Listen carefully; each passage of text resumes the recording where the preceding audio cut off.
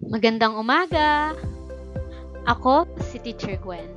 At ako ang magiging guro ninyo sa Araling Panlipunan 4, unang quarter, ika-6 na linggo. Ang ating aralin ngayon ay tungkol sa Heograpiyang Pantao.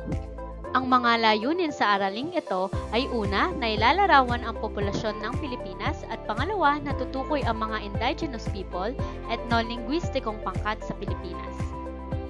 Unang araw. Bago tayo dumako sa ating bagong aralin, tayo muna ay magkakaroon ng munting balik-aral at ito ay pinamagatang picture-picture. Suriin ang mga larawan at sabihin kung anong anyong lupa o anyong tubig ang mga ito. Kayo ay bibigyan ng 3 minuto ng inyong guro upang sagutan ang mga larawang ito. Magaling! Ang mga tamang sagot ay una, bulkan, pangalawa, talon, pangatlo, burol, at pang-apat, karagatan.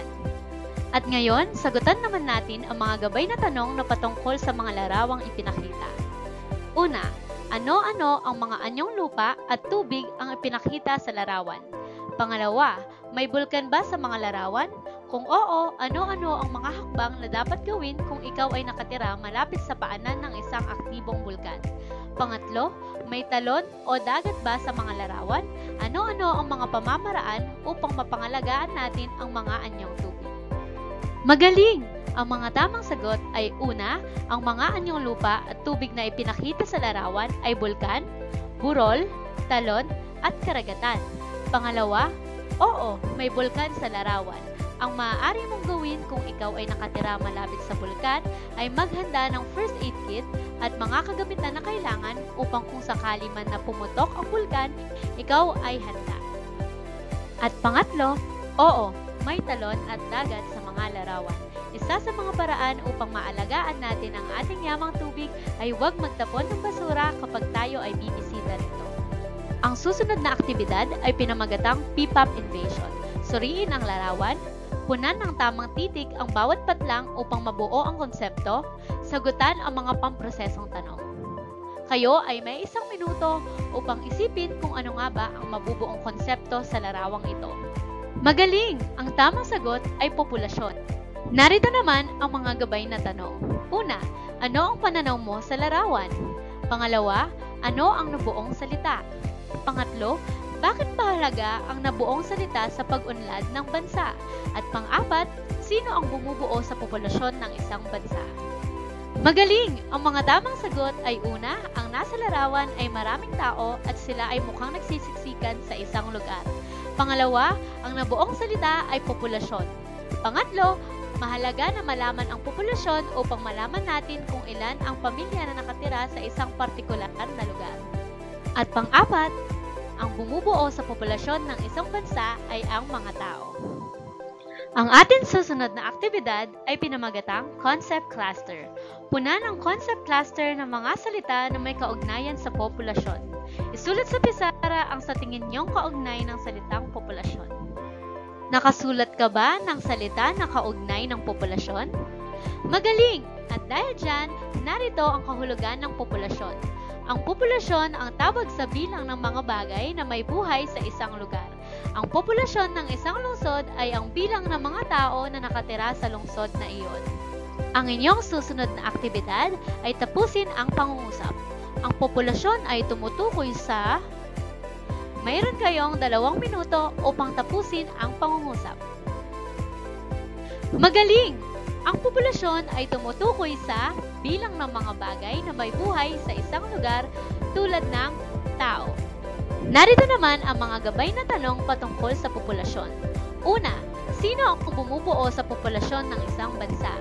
Pangalawa, alam niyo ba kung ilan ang populasyon ng Pilipinas noong 2023? Kayo ay may 2 minuto upang sagutan ang mga tanong. Magaling! Ang mga tamang sagot ay una, ang bumubuo sa populasyon ng isang bansa ay mga tao. At pangalawa, ayon sa Worldometers, ang populasyon ng Pilipinas noong 2023 ay 114,891,199.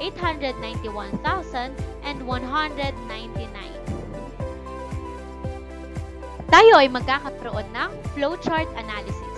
Suriin ang flowchart at sagutan ang pamprosesong tanong. Populasyon. Tinatawag sa bilang ng mga tao na naninirahan sa isang tiyak na lugar o pook. Ayon sa CPH or Census of Housing and Population na isinagawa ng PSA o Philippine Statistics Authority, ang populasyon ng Pilipinas noong May 1, 2020 ay 109,035,343. Ang populasyon ng Pilipinas ay nadagdagan ng 8,053,906 mula 100,981,437 noong 2015. Nagdala ito ng 1.63% na population growth rate o PGR. Sa 17 rehiyon ng Pilipinas, ang Calabarzon ang may pinakamalaking populasyon na 16,195,042, sinundan ng NCR na may 13,484,462 at ng Gitnang Luzon na may population na 12,422,172. Narito ang mga gabay na tanong patungkol sa flowchart. Una, kasama ka ba sa bilang na nilahad tungkol sa populasyon ng Pilipinas? At pangalawa, sa iyong palagay, bakit patuloy na lumalaki ang populasyon ng ating bansa? Kayo ay bibigyan ng 2 minuto ng inyong guro upang sagutan ang mga gabay na tanong. Magaling! Ang mga tamang sagot ay una, oo, ako ay kasama sa bilang na inilahad tungkol sa populasyon ng Pilipinas. Pangalawa, maraming dahilan kung bakit patuloy ang paglaki ng populasyon sa Pilipinas. Isa na rito ang hindi sapat na pagbibigay impormasyon o kaalaman sa mga tao tulad ng family planning. At dyan nagtatapos ang ating unang araw. Ikalawang araw. Ang ating unang aktibidad sa pangalawang araw ay pinamagatang Wordle. Magbibigay ang guro ng salita na nakalagay sa mga kahon na may iba't ibang kulay. Pag nakalagay sa green na kahon, ibig sabihin tama ang ayos ng titik. Pag nakalagay naman sa orange na kahon, ibig sabihin ay kasama ang titik sa salitang hinahanap, ngunit hindi tama ang posisyon nito. Pag nakalagay sa gray na kahon ay hindi kasama ang titik sa salitang hinahanap. Kayo ay bibigyan ng 2 minuto upang sagutan ang aktibidad. Magaling! Ang sagot ay salik ng populasyon. Para sa ating susunod na aktibidad, ito ay pinamagatang word webing. Ibigay ang mga salik ng populasyon gamit ang diagram sa ibaba. Magaling! Ang mga salik ng populasyon ay distribusyon, densidad, at komposisyon. Distribusyon ng populasyon. Ito ay tumutuko sa kung paano nakakalat ang mga tao sa isang tiyak na lugar o rehiyon. Maaaring ito ay sa antas ng bansa, lalawigan, lungsod, o kahit nasa mas maliit na lugar. Densidad ng populasyon. Ang densidad ng populasyon ay ang bilang ng tao kada unit ng lugar. Halimbawa, bilang ng tao kada kilometro kwadrado. Ito ay mahalagang sukatan upang malaman kung gaano kakapal ang populasyon sa isang partikular na lugar. Komposisyon ng populasyon. Ito ay tumutukoy sa istruktura ng populasyon batay sa iba't ibang katangian tulad ng edad, kasarian, relihiyon, lahi, antas ng edukasyon, at iba pa. Ang pag-aaral ng komposisyon ng populasyon ay mahalaga upang maintindihan ang mga pangangailangan at problema ng iba't ibang grupo ng tao sa lipunan. Ang ating susunod na aktibidad ay pinamagatang word puzzle. Ayusin ang ginulong salita upang mabuo ang kaisipan. Gamitin gabay ang deskripsyon sa bawat salita. Una, sila ang bumubuo sa populasyon, ang pinakamahalagang elemento ng estado. Pangalawa, katutubong mamamayan ng Pilipinas, mga pangkat etniko. At pangatlo, pangkat ng mga tao sa isang bansa na may magkakaparehong kultura at paniniwala. Magaling! Ang mga tamang sagot ay una, tao, pangalawa, indigenous people, at pangatlo, etnolinguistiko. Ikatlong araw. Ang pangkat etnolinguistiko ay tumutukoy sa isang grupo ng mga tao na may magkaparehong etniko at lingwistikong katangian. Ang bawat pangkat etnolinguistiko ay may sariling wika o dialekto, kultura, tradisyon at identidad na natatangi sa kanila mula sa ibang mga pangkat. Narito ang mga iba't ibang pangkat ng etnolinguistiko. Una, Tagalog. Lokasyon, Kalakhang, Maynila, Gitnang Luzon, at Calabarzon. Wika, Tagalog. Katangian, ang Tagalog ang isa sa pinakamalaking pangkat etnolinguistiko sa Pilipinas. Ang kanilang wika ay ang naging batayan ng wikang pambansa Filipino. Pangalawa, Cebuano o Bisaya. Lokasyon, Cebu, Bohol, Negros Oriental, at bahagi ng Mindanao. Wika, Cebuano. Katangian, ang mga Cebuano ay kilala sa kanilang malalaking festival tulad ng Sinulog. Sila ang may pinakamalaking bilang ng tagapagsalita ng wika sa bansa. Pangatlo, Ilocano. Lokasyon, Hilagang Luzon, partikular sa mga rehiyon ng Ilocos at bahagi ng Cagayan Valley. Wika, Ilocano. Katangian, kilala ang mga Ilocano sa pagiging masinop at matipid. Malakas din ang kanilang paniniwala sa relihiyong Katoliko. Pang-apat, Hiligaynon o Ilonggo. Lokasyon, Iloilo, Capiz, Negros Occidental, at bahagi ng Panay Island. Wika, Hiligaynon. Katangian, kilala ang mga Ilonggos sa kanilang malumanay na pagsasalita at magiliw na pagtrato sa mga bisita. Panglima, Bicolano. Lokasyon, Bicol Region. Wika, Bicolano. Katangian, sila ay kilala sa kanilang matinding pananampalataya lalo na sa Birhen ng Peña Francia at sa kanila masarap ng maanghang na pagkain tulad ng Bicol Express. Pang-anim, Pangasinense. Lokasyon, Pangasinan. Wika, Pangasinense. Katangian, ang mga Pangasinense ay kilala sa kanilang mga tradisyonal na sayaw at pista, pati na rin sa kanilang malalaking taniman ng bawang. Pangpito, Kapampangan. Lokasyon, Pampanga, bahagi ng Tarlac at Bataan. Wika, Kapampangan. Katangian, sila ay kilala sa kanilang natatanging lutuin tulad ng sisig at sa kanilang kultura ng mga pista at tradisyong Katoliko. Pangwalo, Waray. Lokasyon, Silangang Visayas, partikular sa Samar at Leyte. Wika, Waray. Katangian, kilala ang mga Waray sa kanilang matatag na pananampalataya at tibay ng loob, lalo na pagkatapos ng mga kalamidad tulad ng bagyong Yolanda. Pangsyam, Maranao. Lokasyon, Lanao del Sur at Lanao del Norte sa Mindanao. Wika, Maranao. Katangian, ang mga Maranao ay kilala sa kanilang mayamang kultura, sining at tradisyong Islam, pati na rin sa kanilang mga tahanang torogan at malikhaing okir.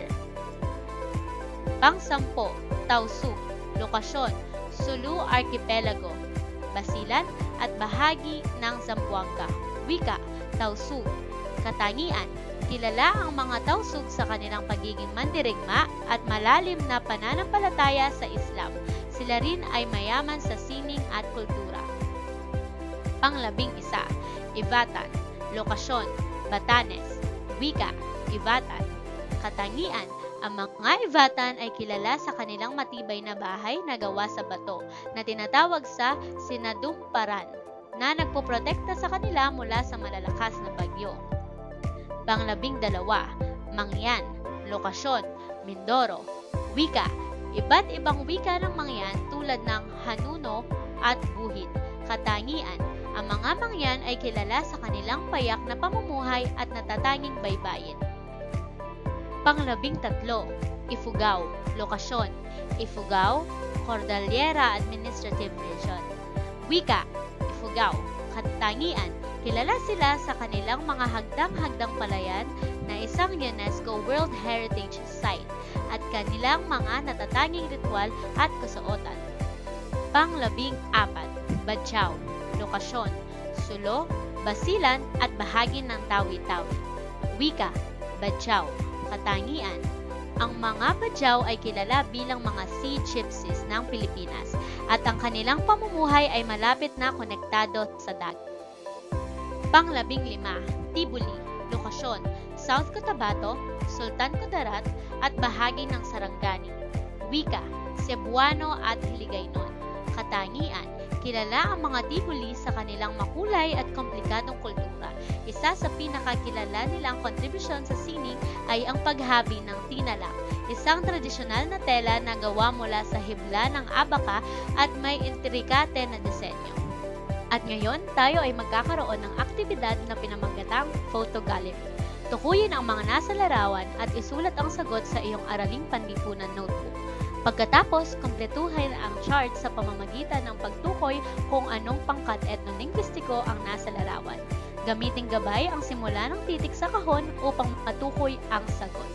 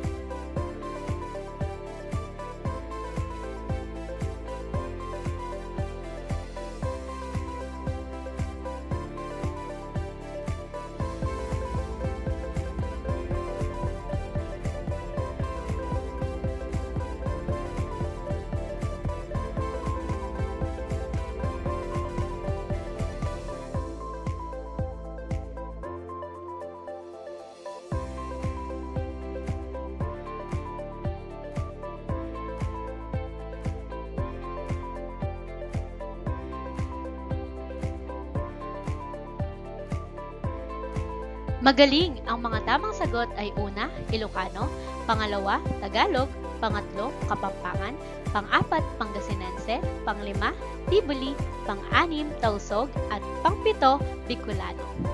At para sa ating mga gabay na tanong, una, batay sa mga larawan, sino-sino ang mga etnolingwistikong pangkat sa Pilipinas?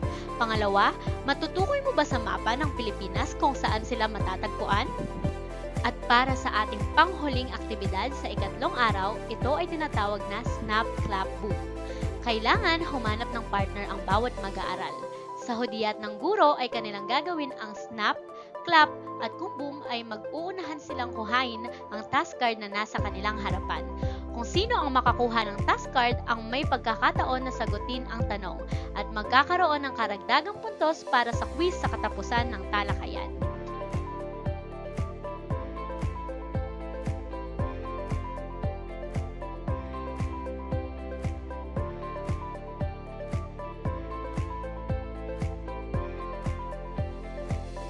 Ika-apat na araw. At para sa ating ika-unang aktibidad sa ika-apat na araw, ito ay tinatawag na It's Your Chance to Shine. Pag-aralan ang graph ukol sa paglaki ng populasyon at sagutan ang tanong. Kayo ay bibigyan ng 2 minuto upang pag-aralan ang chart.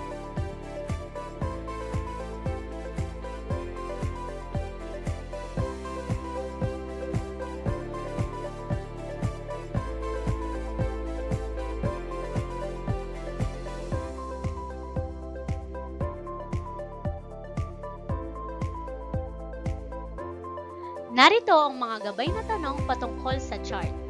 Una, ano ang populasyon ng ating bansa noong taong 2015? Pangalawa, ano ang populasyon ng ating bansa noong taong 2010? Pangatlo, may pagkakataon ba na hindi nagbago ang bilang ng mga tao sa ating bansa? Pang-apat, kailan naging pinakamalaki ang populasyon ng ating bansa? At panglima, kung ihahambing ang ating populasyon noong 2000 sa populasyon ng 2015, gaano ito lumaki? Para sa susunod na aktibidad, ito ay pinamagatang Match Tayo. Suriin ang chart sa ibaba, itapat ang hanay A na tinutukoy sa hanay B. Isulat ang titik ng tamang sagot sa inyong araling panlipunan notebook. Hanay A. Kilala rin sa pangalang tagabili na naninirahan sa baybayin ng Cotabato. Pagsasaka sa kagubatan ang kanilang ikinabubuhay. Pangalawa, makikita sa liblib na bahagi ng Palawan.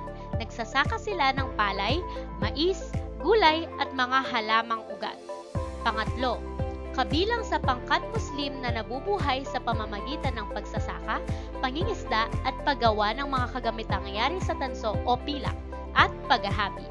Pang-apat, naninirahan sa tabi ng ilog ng agusan.